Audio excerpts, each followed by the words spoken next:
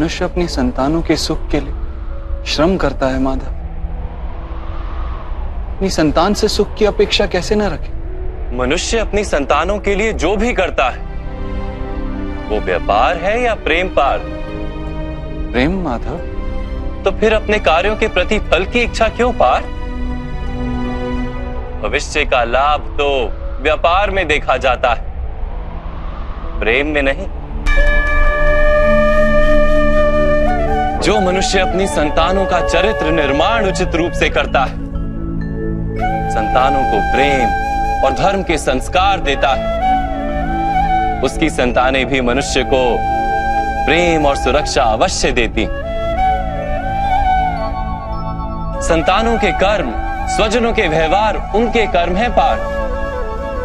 और जब उनके कर्मों पर हमारा कोई अधिकार नहीं होता तो उनसे आशाएं और अपेक्षाएं रखने का क्या प्रयोजन?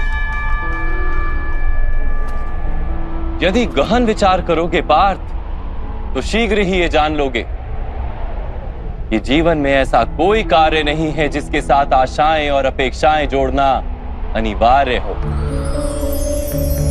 जब सृष्टि ही परमात्मा है और मनुष्य स्वयं परमात्मा का अंश है तो सारे कार्य परमात्मा ही करते हैं, मनुष्य स्वयं कुछ नहीं करता। यही कर्मयोग का मूल सिद्धांत है पार्थ।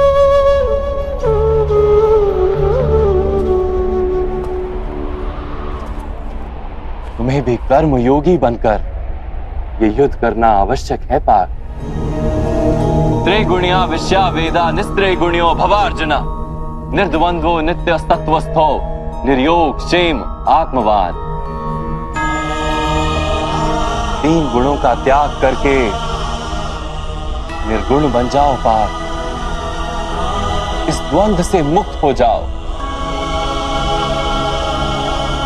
सदा सत्व अर्थात परमात्मा में बुद्धि लगाकर कर्तव्य का वहन करते रहो। कुछ प्राप्त करने की इच्छा और कुछ प्राप्त किए हुए का रक्षण करने का विचार त्याग दो पार्थ और अपनी आत्मा को स्वतंत्र कर।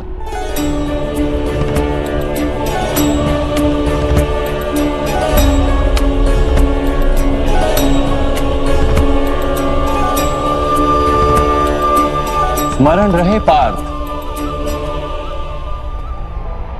कर्मण्यवाधिकारस्ते मा फलेषु कदाचन मा कर्म फल हेतुर्भू मा ते संगोस्त्व कर्मणि। तुम्हारा अधिकार तो केवल कर्म करने का है, फल तो ईश्वर के हाथ में। इसलिए ना कर्म से भागना उचित है और ना ही कर्म के फल की आशा रखना उचित है।